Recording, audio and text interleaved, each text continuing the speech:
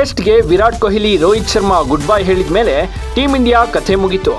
ಆಂಗ್ಲರ ಸಾಮ್ರಾಜ್ಯದಲ್ಲಿ ಇಂಗ್ಲೆಂಡ್ ಆಟಗಾರರ ಮುಂದೆ ಮಕಾಡೆ ಮಲಗ್ತಾರೆ ಅಂತಿದ್ದವರೆಲ್ಲ ಈಗ ತಂಡ ಹೊಡೆದಿದ್ದಾರೆ. ಯಾಕಂದ್ರೆ ಭಾರತ ನಿರೀಕ್ಷೆಗೂ ಮೀರಿ ಅದ್ಭುತ ಪ್ರದರ್ಶನ ನೀಡಿದೆ. 5 ಟೆಸ್ಟ್ ಪಂದ್ಯಗಳ ಸರಣಿಯಲ್ಲಿ 2-2 ಅಂತರದಿಂದ ಸರಣಿ ಡ್ರಾ ಮಾಡಿಕೊಂಡು ತನ್ನ ಪರಾಕ್ರಮವನ್ನ ಸಾಬೀತು ಮಾಡಿದೆ. ಕೋಚ್ ಗಂಭೀರ್ ಗರಡಿಯಲ್ಲಿ ಯಂಗ್ ಗನ್ಗಳು ರೆಡಿಯಾಗಿವೆ.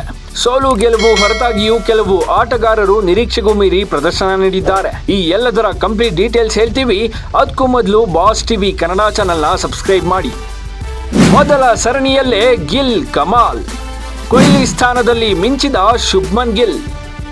ಕೊಹ್ಲಿ, ರೋಹಿತ್ ಬಳಿಕ ಟೀಂ ಇಂಡಿಯಾದ ನಾಯಕತ್ವ ವಹಿಸಿಕೊಂಡ ಗಿಲ್ ಅತ್ಯುತ್ತಮವಾಗಿ ತಮ್ಮ ಕರ್ತವ್ಯ ನಿಭಾಯಿಸಿದ್ದಾರೆ. ತಮ್ಮ ಕ್ಯಾಪ್ಟನ್ಸಿಯ ಮೊದಲ ಸರಣಿಯಲ್ಲಿ ಅನನುಭವಿ ತಂಡವನ್ನ ಮುನ್ನಡೆಸಿ ಪ್ರತಿ ಪಂದ್ಯವನ್ನು 5ನೇ ದಿನದ ತನಕ ಕೊಂಡೊಯ್ದು ಇಂಗ್ಲೆಂಡ್ಗೆ ಟಫ್ ಫೈಟ್ ಕೊಟ್ಟಿದ್ದಾರೆ. ಬ್ಯಾಟಿಂಗ್ನಲ್ಲಂತೂ 1 ದ್ವಿಶತಕ, 3 ಶತಕ ಸಿಡಿಸಿ 754 ರನ್ ಸಿಡಿಸಿದ್ದಾರೆ. ಈ ಮೂಲಕ ಇಂಗ್ಲೆಂಡ್ ಸರಣಿಯಲ್ಲಿ ಅತಿ ಹೆಚ್ಚು ರನ್ ಸಿಡಿಸಿದ ನಾಯಕರ ಪಟ್ಟಿಯಲ್ಲಿ ಗಿಲ್ 2ನೇ ಸ್ಥಾನಕ್ಕೆ ಏರಿದ್ದಾರೆ. ಗವಾಸ್ಕರ್, ಬ್ರಾಡ್ಮನ್ ದಾಖಲೆಗಳಿಗೆ ಉತ್ತಮ ಕಾಂಪಿಟಿಷನ್ ಕೊಟ್ಟಿದ್ದಾರೆ. ಕೊಹ್ಲಿಯಿಂದ ತೆರವಾಗಿದ್ದ 4ನೇ ಕ್ರಮಾಂಕಕ್ಕೆ ನಾಯಕ ಶುಭ್ಮನ್ ಗಿಲ್ ಹೇಳಿ ಮಾಡಿಸಿದಂತಿದೆ. ಸ್ಥಿರ ಪ್ರದರ್ಶನ, ಬಿರುಸಿನ ಆಟದ ಮೂಲಕ ತಮ್ಮ ಸ್ಥಾನಕ್ಕೆ ನ್ಯಾಯ ಒದಗಿಸಿದ್ದಾರೆ. ಪ್ರಸ್ತುತ ಸರಣಿಯಲ್ಲಿ ಅತಿ ಹೆಚ್ಚು ರನ್ ಗಳಿಸಿದ ಆಟಗಾರನಾಗಿದ್ದಾರೆ. ಓಪನಿಂಗ್ನಲ್ಲಿ ರಾಹುಲ್ ಜೈಸ್ವಾಲ್ ಯಶಸ್ವಿ. ಓಪನಿಂಗ್ನಲ್ಲಂತೂ ಕೆಎಲ್ ರಾಹುಲ್, ಯಶಸ್ವಿ ಜೈಸ್ವಾಲ್ ಸಖತ್ ಮಿಂಚಿದ್ದಾರೆ. 5 ಪಂದ್ಯಗಳಲ್ಲಿ ತಲಾ 2 ಸೆಂಚುರಿ ಸಿಡಿಸಿ ಮಿಂಚಿದ್ದಾರೆ. ಇನ್ನೊಂದು ಪಂದ್ಯದಲ್ಲಿ ರಾಹುಲ್ 90 ರನ್ ಗಳಿಸಿ ಶತಕ ವಂಚಿತರಾದರೂ ತಮ್ಮ ಸಾಮರ್ಥ್ಯವನ್ನ ಸಾಬೀತು ಮಾಡಿದ್ದಾರೆ. ಆದ್ರೂ ಜೈಸ್ವಾಲ್ ಕೆಲವು ಪಂದ್ಯಗಳಲ್ಲಿ ಬಹುಬೇಗ ಔಟ್ ಆದ ಕಾರಣ ಕೊಂಚ ಸ್ಥಿರತೆಯನ್ನ ಪಡೆದುಕೊಳ್ಬೇಕಿದೆ. ತಮ್ಮ ಬಿರುಸಿನ ಆಟದ ಶೈಲಿ ಹಾಗೂ ಯುವ ಆಟಗಾರನೆಂಬ ಪಟ್ಟಿ ಅವರಿಗೆ ಮತ್ತಷ್ಟು ಅವಕಾಶ ಕಲ್ಪಿಸೋದ್ರಲ್ಲಿ ಸಹಕಾರಿಯಾಗಲಿದೆ. ಅಲ್ಲಿಗೆ ಟೆಸ್ಟ್ನಲ್ಲಿ ಓಪನಿಂಗ್ ಬಗೆಗೆ ಇದ್ದ ಗೊಂದಲ ಬಗೆಹರಿದಂತಿದೆ. ಮುಂದುವರಿದ 3ನೇ ಕ್ರಮಾಂಕದ ಸಂಕಷ್ಟ. ಟೀಂ ಇಂಡಿಯಾದಲ್ಲಿ 3ನೇ ಕ್ರಮಾಂಕಕ್ಕೆ ಹಲವು ವರ್ಷಗಳಿಂದ ಸಾಕಷ್ಟು ಪರೀಕ್ಷೆಗಳು ನಡೆಯುತ್ತಲೇ ಇವೆ. ಪುಜಾರ ನಂತರ ಯಾರು ಕೂಡ ಆ ಸ್ಥಾನಕ್ಕೆ ಗಟ್ಟಿಯಾಗಿ ಕಚ್ಕೊಂಡಿಲ್ಲ.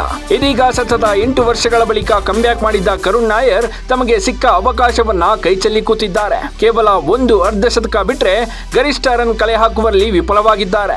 ಇತ್ತ ಸಾಯಿ ಸುದರ್ಶನ್ ಕೂಡ ನಿರೀಕ್ಷಿತ ಪ್ರದರ್ಶನವನ್ನು ತೋರಿಸಿಲ್ಲ. ಆದ್ರೆ 5ನೇ ಕ್ರಮಾಂಕದಲ್ಲಿ wicket keeper batsman Rishabh Pant ಎಂದಿನಂತೆ ಪವರ್ಫುಲ್ ಆಟವಾಡಿದ್ದಾರೆ. 2 ಶತಕ, 3 ಅರ್ಧ ಶತಕ ಸಿಡಿಸಿದ್ದಾರೆ. ಸದ್ಯ ಗಾಯದಿಂದ ಹೊರಗುಳಿದ್ರು ಮುಂದಿನ ದಿನಗಳಲ್ಲಿ 5ನೇ ಕ್ರಮಾಂಕದಲ್ಲಿ ಮುಂದುವರಿಯಲಿದ್ದಾರೆ. ಜಡ್ಡು ವಾಷಿಂಗ್ಟನ್ ಜೋಡಿಯ ಮೋಡಿ.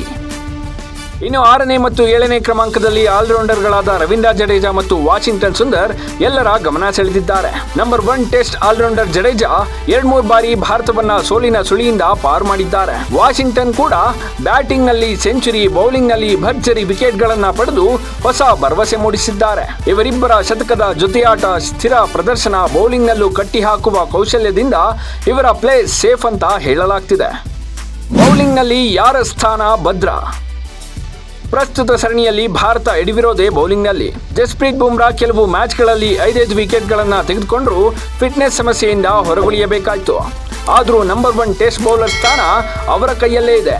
ಯಾವಾಗ ಬೇಕಿದ್ರೂ ಸಿಡಿದು ಭಾರತಕ್ಕೆ ಗೆಲುವು ತಂದುಕೊಡುವ ಸಾಮರ್ಥ್ಯ ಅವರಲ್ಲಿದೆ. ಇತ್ತ ಮೊಹಮ್ಮದ್ ಸಿರಾಜ್ ಕೂಡ ಬೆಂಕಿಯಂತೆ ಬೌಲಿಂಗ್ ಮಾಡಿ ಅದ್ಭುತ ಫೈಫರ್ಗಳನ್ನ ಪಡೆದು ತಮ್ಮ ಸ್ಥಾನವನ್ನ ಖಚಿತ ಮಾಡಿಕೊಂಡಿದ್ದಾರೆ.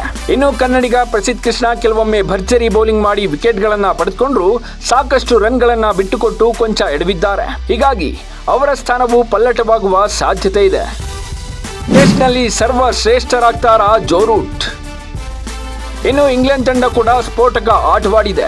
ನಾಯಕ ಸ್ಟೋಕ್ಸ್ ನೇತೃತ್ವದ ಇಂಗ್ಲೆಂಡ್ ತಂಡ ತನ್ನ ಬ್ಯಾಸ್ ಬಾಲ್ ಆಟವನ್ನೇ ಮುಂದುವರಿಸಿದೆ. ಟೆಸ್ಟ್ ಗ್ರೇಟ್ ಅಂತ ಕರೆಯಲ್ಪಡುವ ಜೋ ರೂಟ್ ಈ ಸರಣಿಯಲ್ಲಿ 3 ಶತಕ ಸಿಡಿಸಿ ತವರಿನಲ್ಲೇ ಅತ್ಯಧಿಕ ಶತಕ ಬಾರಿಸಿದ ವಿಶ್ವ ದಾಖಲೆ ನಿರ್ಮಿಸಿದ್ದಾರೆ. ಈ ಮೂಲಕ ಶ್ರೀಲಂಕಾದ ಮಹೇಲಾ ಜಯವರ್ಧನೆ, ಸೌತ್ ಆಫ್ರಿಕಾದ ಕಾಲಿಸ್ ಹಾಗೂ ಆಸ್ಟ್ರೇಲಿಯಾದ ರಿಕಿ ಪಾಂಟಿಂಗ್ ದಾಖಲೆಯನ್ನ ಮುರಿದಿದ್ದಾರೆ. ಜೊತೆಗೆ ಸರ್ವಶ್ರೇಷ್ಠ ಸಚಿನ್ ತೆಂಡೂಲ್ಕರ್ ಟೆಸ್ಟ್ ರನ್ಸ್ ಹಾಗೂ ಶತಕಗಳ ದಾಖಲೆಯನ್ನ ಮುರಿಯುವಲ್ಲಿ ತೀರಾ ಸನಿಹವಾಗಿದ್ದಾರೆ. ಒಟ್ನಲ್ಲಿ ಟೀಂ ಇಂಡಿಯಾದ ಹಲವು ಆಟಗಾರರು ಅತ್ಯುತ್ತಮ ಪ್ರದರ್ಶನವನ್ನ ನೀಡಿ ಬಹುತೇಕ ತಮ್ಮ ಸ್ಥಾನಗಳನ್ನ ಸೇಫ್ ಮಾಡಿಕೊಂಡಿದ್ದಾರೆ. ಇತ್ತ ಬ್ಯಾಟಿಂಗಿಗೂ ಸೈ, ಕ್ಯಾಪ್ಟನ್ಸಿಗೂ ಸೈ ಅಂತ ಅನುಭವವೇ ಇಲ್ಲದ ಗಿಲ್ ಅತ್ಯದ್ಭುತವಾಗಿ ನಾಯಕತ್ವವನ್ನ ನಿರ್ವಹಿಸಿದ್ದಾರೆ. ಅನುಭವಿ ಆಟಗಾರರಿಗೆ ಕೊಟ್ಟು ಯುವ ತಂಡ ಕಟ್ಟಿದ್ದ ಗಂಭೀರ್ ಕೂಡ ತಂಡವನ್ನ ನಿಭಾಯಿಸೋದ್ರಲ್ಲಿ ಪಾಸ್ ಆಗಿದ್ದಾರೆ. ಆದ್ರೆ ಇದೇ ತಂಡ ತವರಿನಲ್ಲಿ ಹೇಗೆ ಪ್ರದರ್ಶನ ನೀಡುತ್ತೆ, ಎಷ್ಟು ಸ್ಥಿರವಾಗಿರುತ್ತೆ ಅನ್ನೋದು ಕಾದು ನೋಡಬೇಕಿದೆ. Bureau report boss TV Kannada. Latest ಹಾಗೂ ಇಂಟ್ರೆಸ್ಟಿಂಗ್ ಸುದ್ದಿಗಳಿಗಾಗಿ ಬಾಸ್ ಟಿವಿ ಕನ್ನಡ ಚಾನೆಲ್ನ ಸಬ್ಸ್ಕ್ರೈಬ್ ಮಾಡಿ. ಹಾಗೆಯೇ ಬೆಲ್ ಐಕಾನ್ ಪ್ರೆಸ್ ಮಾಡಿ. ಇದರ ಜೊತೆಗೆ ಫೇಸ್ಬುಕ್, ಇನ್ಸ್ಟಾಗ್ರಾಮ್, ಎಕ್ಸ್ನಲ್ಲೂ ಮಿಸ್ ಮಾಡದೆ ಫಾಲೋ ಮಾಡಿ.